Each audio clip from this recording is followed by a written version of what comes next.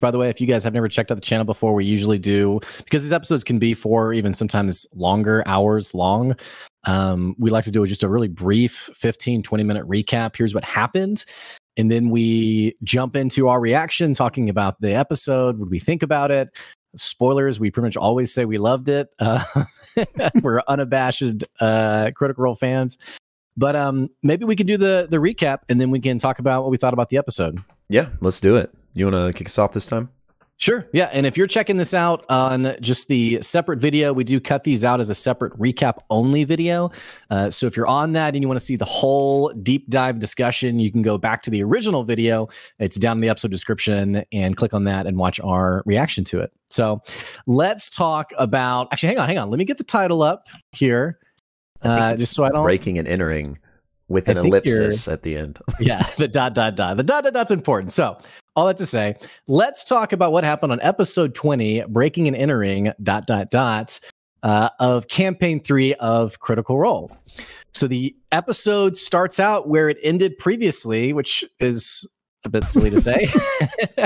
We are beginning the heist. It's sort of like the unspoken gunshot, like, here we go.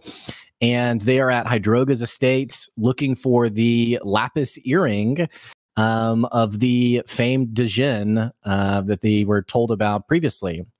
So the party sets out. Their opposing party, their competitors, the Verdict, they scatter, they get going. And it's kind of funny because it almost feels like it hasn't quite dawned on them that they are having to break and enter this house, because they're almost like looking for doors. They're looking for like places they can just slip in. And it's kind of like this unspoken, like, okay, no, you have to get into this place. Yeah. Well, they're making their way like through these like hedges, and I kind of envision like kind of like a nice little garden area on the side of the manor. And essentially what happens is they do catch of the Verdict. The Verdict group has actually also kind of splintered off. And this is important because there's a Qatari and a goblin who's part of that group, who are sort of like our comedic relief for the episode, but they're also the ones kind of giving us an idea of the other party's pacing through this adventure. So they actually do spot the Qatari and the goblin, who they've somehow tied this rope onto a second floor window, these windows are barred, and they are shimmying up the rope. Well, Ashton actually goes over and tugs on the rope, pulls and gets the goblin to fall down into the hedges. And then Ashton's a favorite of mine. He's got a lot of nice, he's a professional. And so he helps the goblin up, who then kicks him in the nuts. And it's like, okay, why did I do that? Well, he then begins shimmying back up the rope, and the goblin actually cuts the rope so that can't happen again. And they're kind of like, ha, ha, ha. Well, Chetney has actually cast invisibility, and he's actually already on the rope, and he's between the Qatari and the goblin and just hanging on this rope. Yeah. Shimmies to the top. The Qatari is actually already squeezing through into the manor, which Chetney follows. The goblin comes up as well. And then we'll table that for a second, because really, Chetney, the goblin, the Qatari, the three of them, them not realizing that Chetney's with them, they're going to do kind of like their own hijinks as this episode's going on. Meanwhile, the party, they like the inspiration of, getting through a window. So they similarly make their way, trying to break into one of the windows. They're trying to get through the bars, and they're not having a lot of luck. Ashton actually tries to take his hammer and like bend the bars, like with the leverage of the window. And the glass isn't like your typical like house glass. It's almost like envision like tempered safety glass, or like this is a museum. It's not easily broken, and so. Right. Orm's trying to slip through and like kick open the glass. It's not happening. It's like, you're a halfling, dude. This isn't happening. Fern actually uses her wildfire spirit and begins to melt the bars so they can pull it apart. And Ashton, basically, with the help of everyone else, is finally able to stretch these bars aside and just beat on the glass to break it open enough, for the party to slip in and slip on through.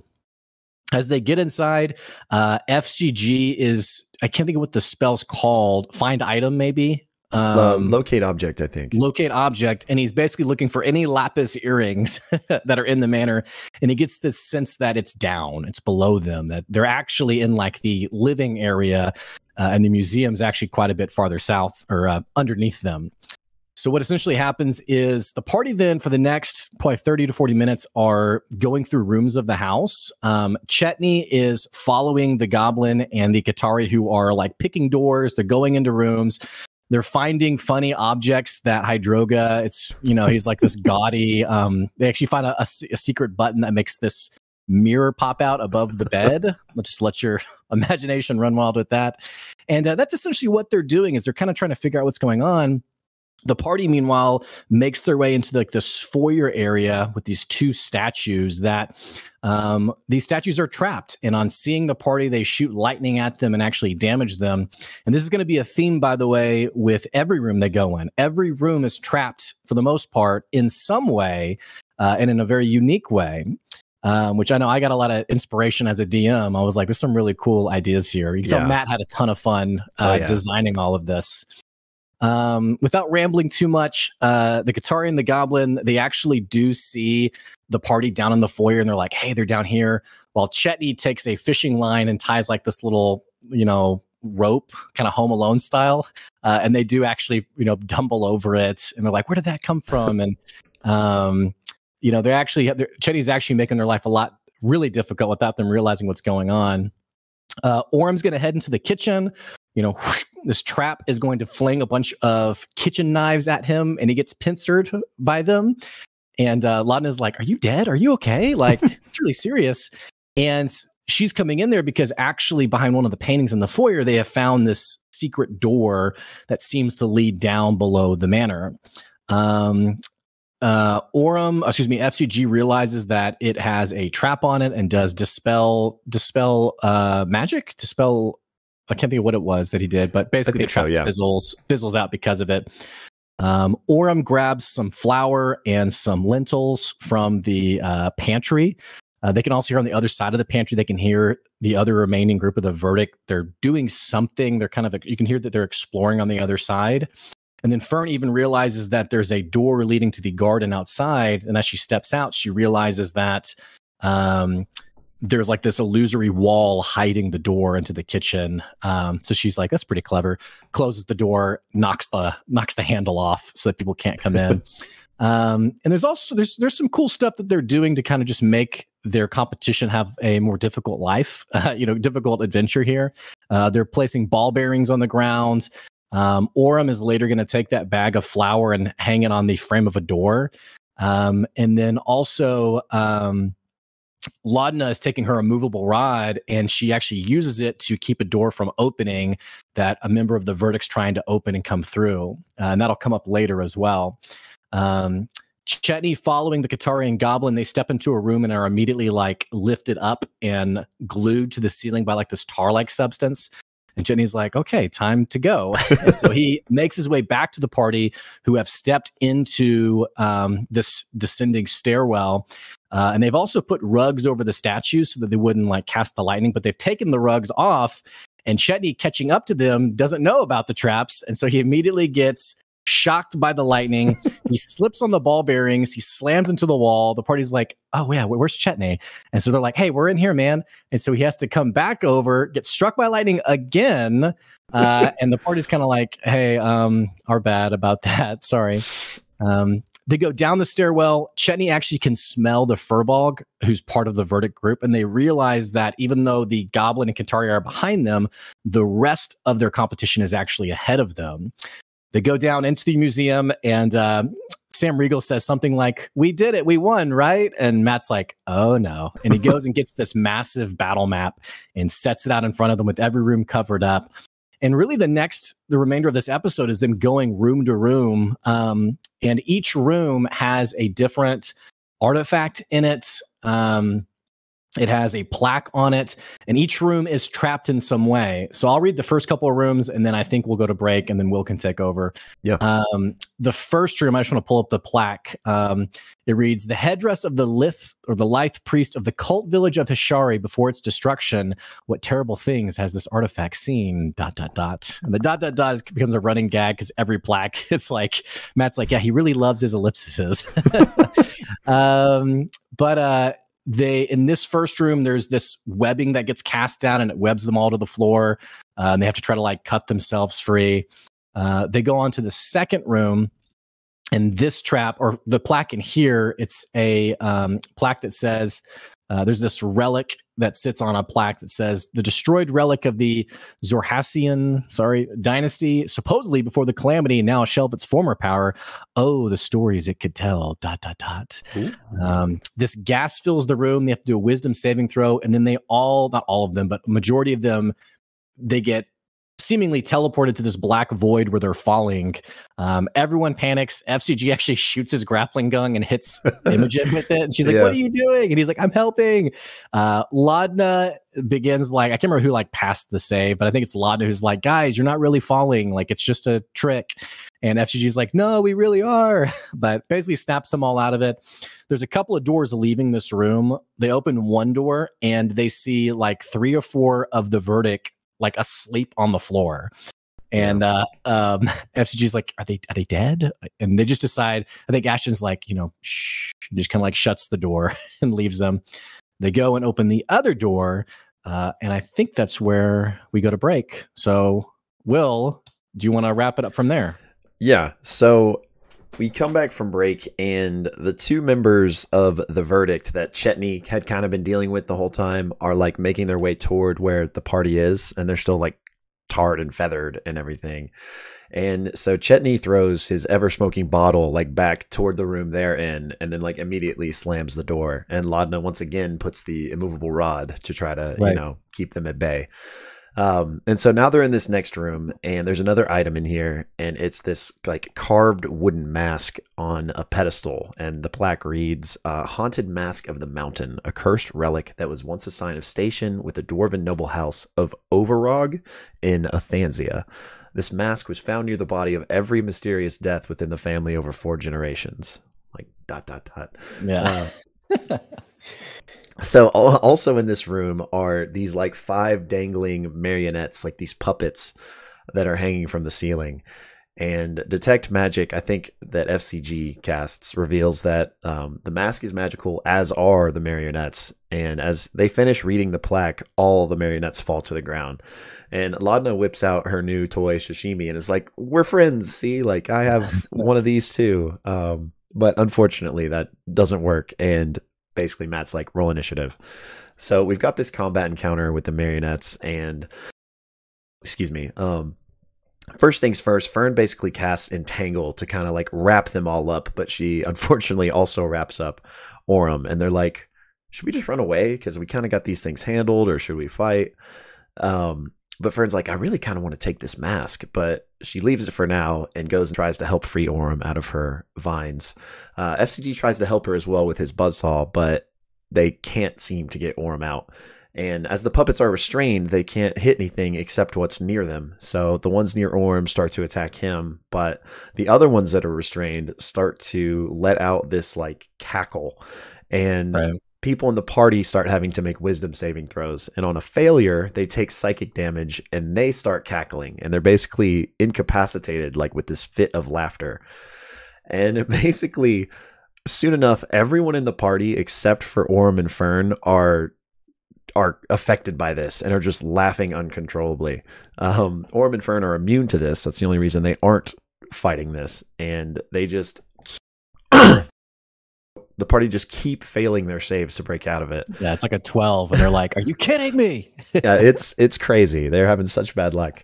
And so they just, Orem and Fern just start attacking the puppets that they can. Again, Orem is trapped, so he can only attack the ones nearby him. And eventually, Laudna, FCG, Ashton, and Chetney all manage to finally make their saves. Imogen, however, is still just uncontrollably laughing. So with most of the party back up, they take out the remaining puppets, and combat comes to an end. And when that happens, the door behind them, where the verdict members are trying to get through, starts to kind of like bulge and pulse. And so the party's like, we got to get out of here. So Laudna grabs Imogen, since she's still uncontrollably laughing, and they drag her along. And there's the way they're going is there was like this staircase in the floor that leads down. So Chetney casts minor illusion on top of that to make it look just like a normal floor and to hide the staircase. And Laudna helps him by casting like silent image to kind of enhance the illusion. And then they also leave ball bearings like right beneath the illusion so that they can, you know, potentially catch him off guard. So they come down to the next chamber, and we have yet another artifact. And this one is a small pillar holding this like ominous-looking book. And the plaque reads, "The Journal of Vespin Chloros. Spent a mild fortune procuring this mythical journal of Vespin Chloros. Thought lost to time. The horrors scrawled within by the mind of one of history's greatest villains can drive one mad. ...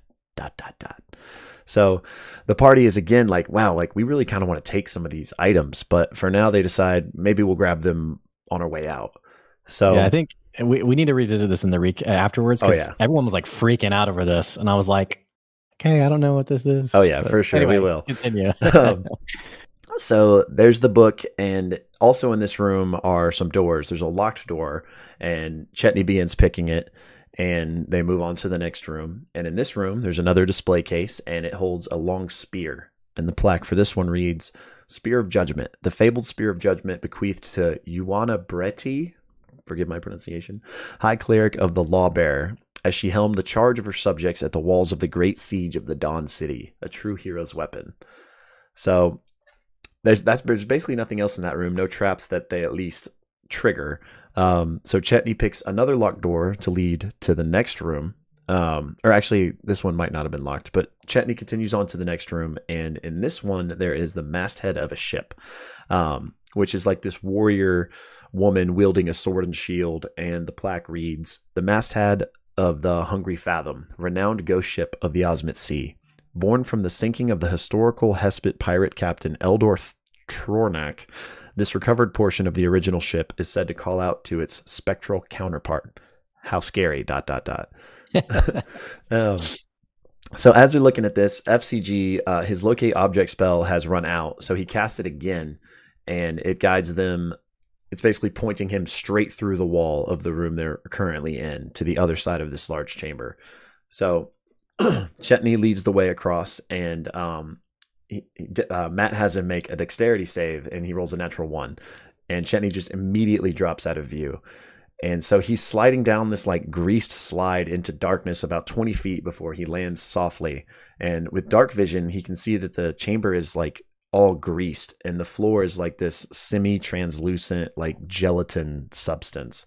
So he immediately takes out one of his climbing pitons, and slams it in the wall, and like tries to climb out, but it's greased, and he's having a really hard time. So he immediately just goes werewolf and tries to help himself climb better. And meanwhile, the rest of the party is like, whoa. And so they end up tying a rope to Orem and kind of letting him down this tunnel. But it's not long enough. So they end up making like this human chain to extend the length. And they basically get to the point where they're barely within reach. So Chetney, if he makes like a leap, he could possibly grab Orem's hand. And that's exactly what he does. And with like I think he says he has like a claw and like his tendon. Yeah, he like claws, and Orem's like, that's a tendon. Yeah. And so all the while this is happening, that floor of that chamber is like starting to rise up, and there's like bones and various things like within it. And Chetney is having to make he's been taking some damage, and he's starting to have to make wisdom saving throws to like save against his own feral rage.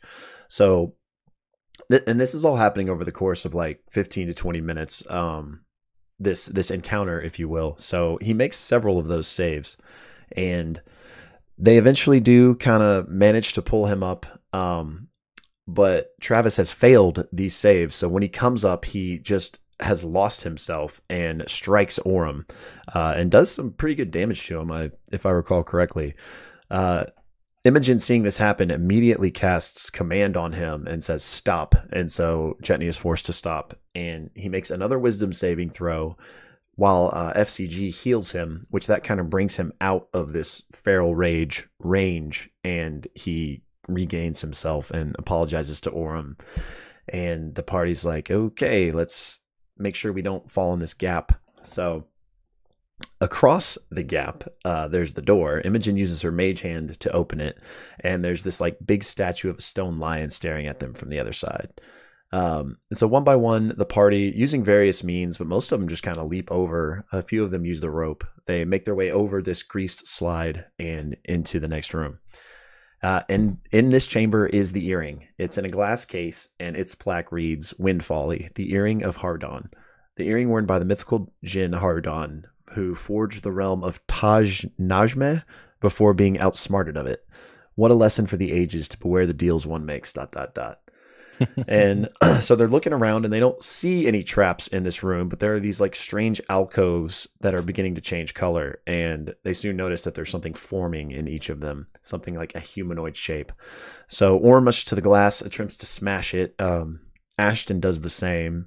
Fern then casts Dispel Magic, and I think she casts some other spell, like a damage spell on it, and they just cannot get through this glass. Laudna even casts, I think, a Ray of Frost, and just they are not being able to get through it. And finally, with them failing over and over, these things that are forming in the alcoves complete, and they are like these clay golems, and they step out. And that's where Matt leaves us, and the episode ends. With a ...